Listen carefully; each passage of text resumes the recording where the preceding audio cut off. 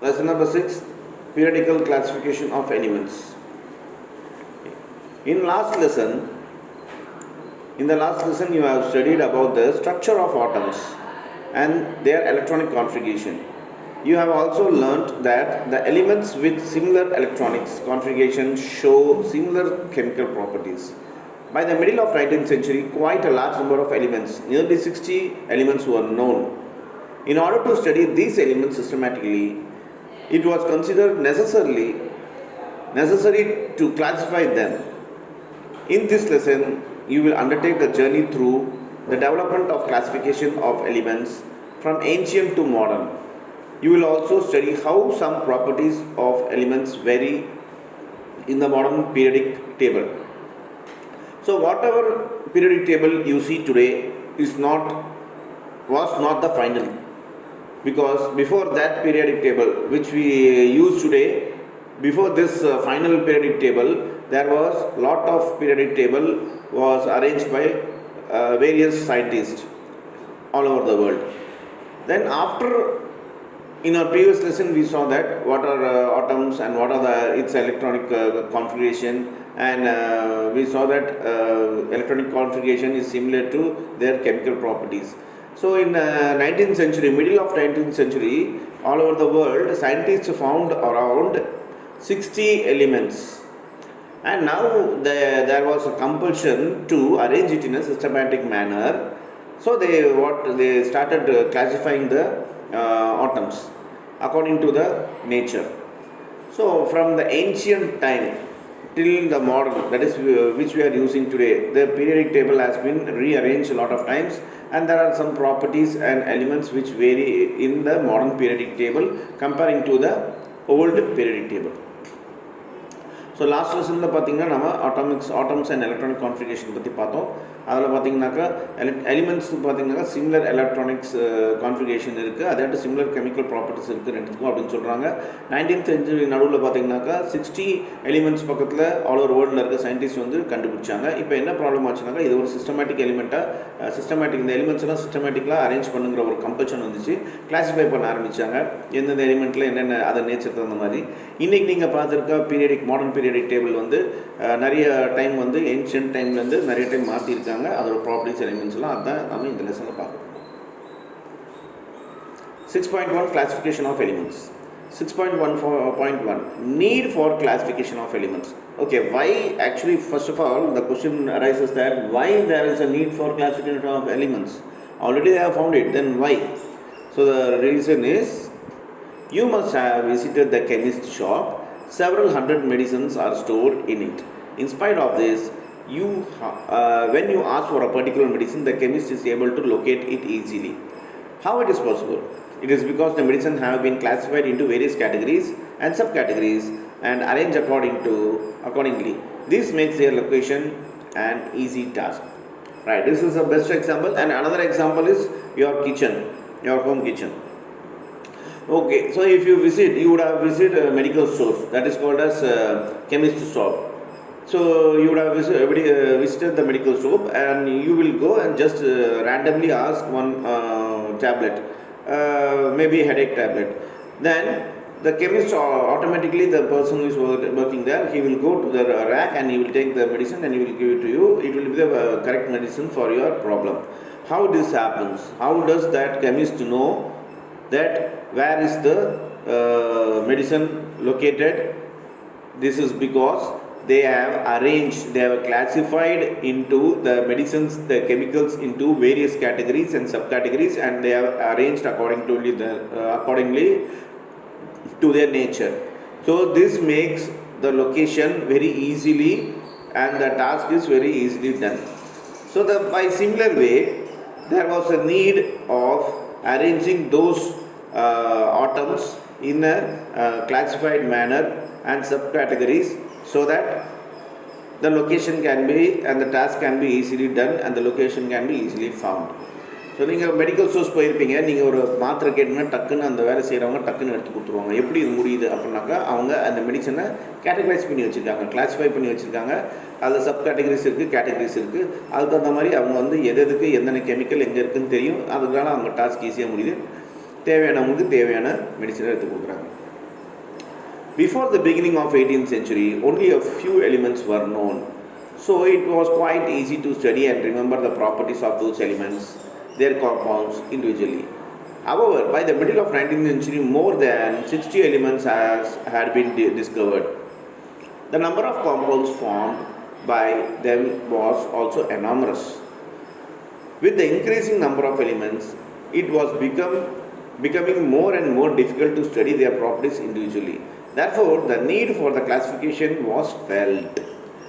This led to the classification of various elements into groups, which helped the systematic study of elements. So as already discussed that in 18th century there was very few elements were known to the scientists. So it was very easy to remember to them.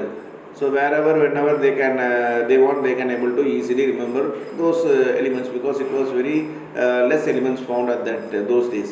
Then during the mid of 19th century, there were around 60 elements.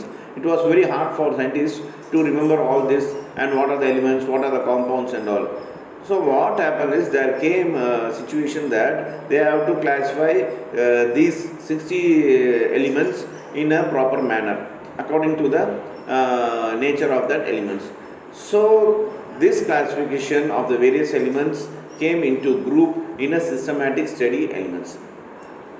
So ஏற்கனவே சொல்ல மாதிரி 18th சென்ச்சுரியில் பார்த்திங்கன்னா கம்மியான அளவில் தான் உங்களுக்கு elements எல்லாம் இருந்துச்சு. 19th சென்ச்சுரி பக்கம் வரும்போது நிறைய எலிமெண்ட்ஸ், மோர் தென் 60 எலிமெண்ட்ஸ் வந்து தெரிய ஆரம்பிச்சிச்சு. இது ஞாபகம் வச்சுக்கிறதுக்கு ரொம்ப கஷ்டமாக இருந்தது சயின்டிஸ்ட்னால. ஸோ என்ன ஆச்சுனாக்கா இதோட எலிமெண்ட்ஸ் இன்க்ரீஸ் ஆக இது எல்லாமே ஒரு சார்ட்டுக்குள்ளே போடணும், இது கிளாஸிஃபை பண்ணணும், அரேஞ்ச் பண்ணணும், அப்போ தான் ஞாபகம் வச்சுக்க முடியுங்கிற மாதிரி ஒரு சிஸ்டமேட்டிக் ஸ்டடி எலிமெண்ட்ஸை ஃபார்ம் பண்ணாங்க. அதனால தான் இந்த பீரியடிக் டேபிளில் ஃபார்ம் பண்ண ஆரம்பித்தாங்க. 6.1.2 Development of Classification. Okay, how did the classification developed? எப்படி இது கிளாஸிஃபை பண்ண ஆரம்பித்தாங்க? Scientists after many attempts were successful in arranging various elements into groups. They realized that even though every element is different from others, yet there are few similar among some elements. Accordingly, similar elements were arranged into groups which led to classification. Various types of classifications were proposed by different scientists. The first classification of elements was in two groups, metals and non-metals. So here what they are telling is, at the starting of this arranging or developing the classification of elements, there were a lot of scientists who suggested their own ideas. They realized that even though every element is different from others, a few are similar among the elements. So according to the similar elements, they started to arrange the group which led the classification. Then afterwards, various types of classification were proposed by different scientists all over the world, and there were two groups which were considered as metals and non-metals. This classification served only limited purpose, mainly because some elements like germanium and antimony showed the properties of both metals and non-metals. They could not be placed in any of the two classes.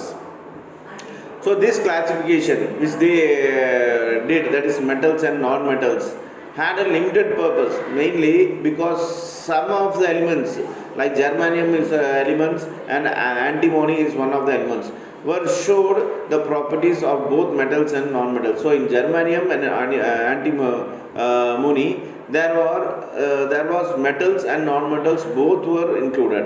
So this was scientists were not satisfied with these things. So because of this reason they can't able to place these two classes. So இங்கே என்ன ஆச்சுனாக்கா scientist பார்த்திங்கனாக்கா நிறைய அட்டம் பண்ணாங்க இந்த groups எலிமெண்ட்ஸ்லாம் group பண்ணுறதுக்கு. அப்புறமா பார்த்தீங்கன்னாக்கா இந்த டிஃப்ரெண்ட் எலிமெண்ட்ஸ் பார்த்தீங்கன்னாக்கா அதில் நிறைய எலிமெண்ட்ஸ் வந்து சேமாக இருந்துச்சு. ஸோ அதனால் இவங்க அரேஞ்ச் பண்ணும்போது நிறைய பேர் வந்து நிறைய ப்ரப்போஸ் பண்ணாங்க, நிறைய விதமான ஃபார்மேட்ஸை ப்ரப்போஸ் பண்ணாங்க. கடைசியில் பார்த்தீங்கன்னாக்கா 2 குரூப்பாக பிரித்தாங்க இல்லை எலிமெண்ட்ஸை. ஒன்று மெட்டல் எலிமெண்ட்ஸ், இன்னும் மெட்டல் எலிமெண்ட்ஸ். இதில் ஒரு ப்ராப்ளம் வந்துச்சு என்னன்னாக்கா ஜெர்மானியம் அண்ட் ஆன்டிமோனிங்கிற எலிமெண்ட்ஸில் பார்த்தீங்கன்னாக்கா அது மெட்டல்லையும் வருது, நான் மெட்டல்லையும் வர மாதிரி இருந்துச்சு. ஸோ இது ரெண்டுத்தையும் வந்து அவங்க கிளாஸ் பண்ண முடியல, கிளாஸிஃபை பண்ண முடியல அப்படின்னு சொல்கிறாங்க. Scientists were in search of such characteristics of an element which would never change. After the work of William Prout in 1815, it was found that the atomic mass of the element remained constant, so it could form the basic for a satisfactory classification. Now, you will learn about 4 major attempts made by classification of elements. They are as follows.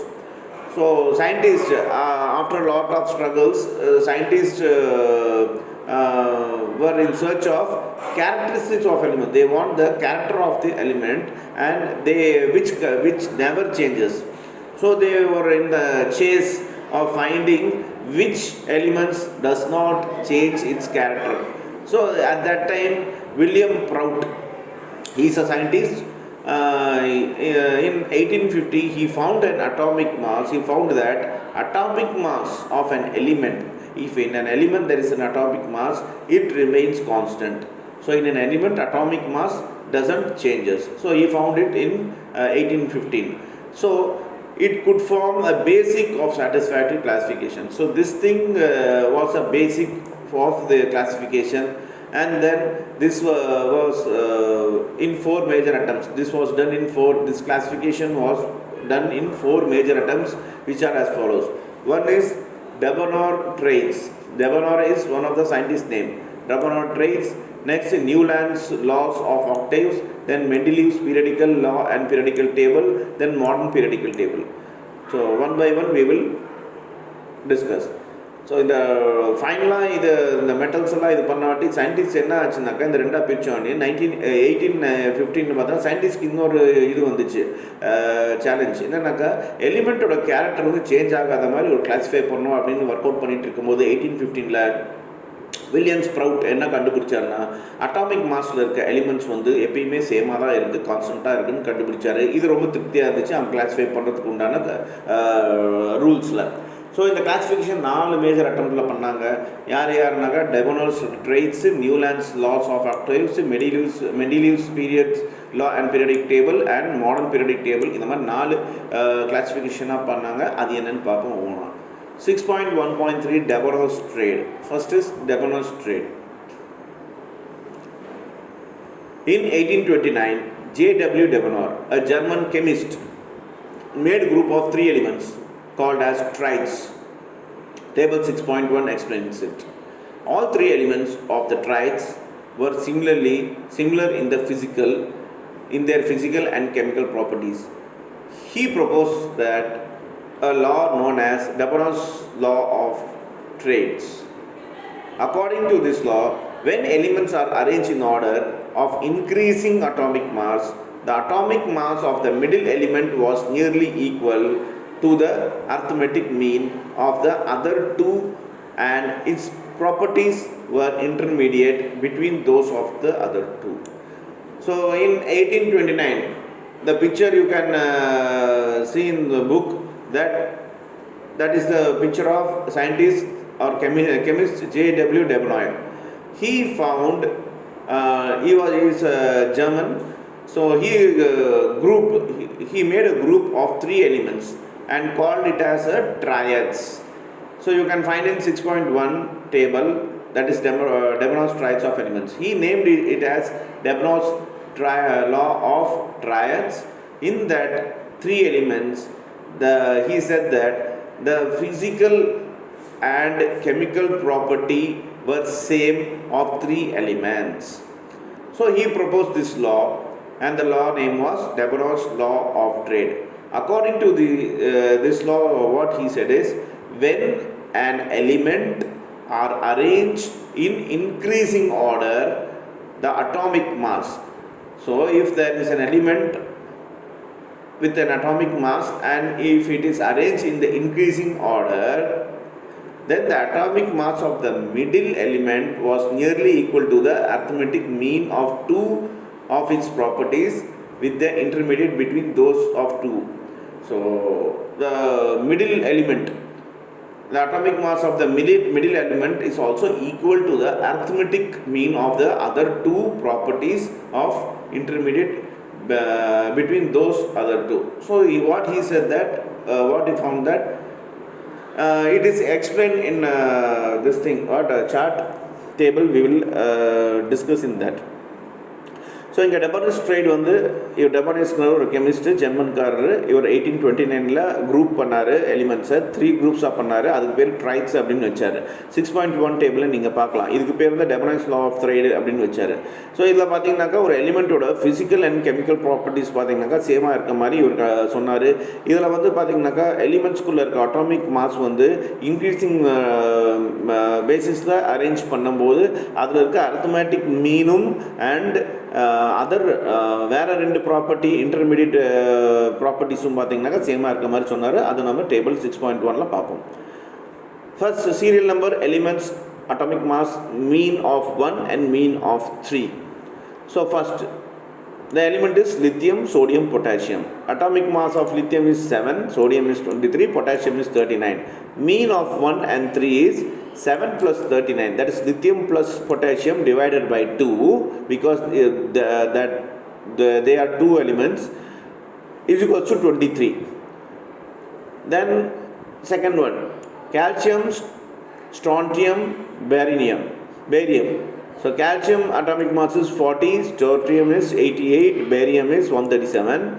So 40 plus 137 divided by 2 is equal to 88.5. So in final third thing, chlorine, bromine and iodine. So 35.5, 80 and 127. So chlorine plus iodine, that is 35.5 plus 127 divided by 2 is 81.25. So this classification did not receive wide acceptance since only few elements could be arranged into trade. So this was the trade which was done by Debonair, but this was not accepted mostly by other scientists because there was only 3 or few elements.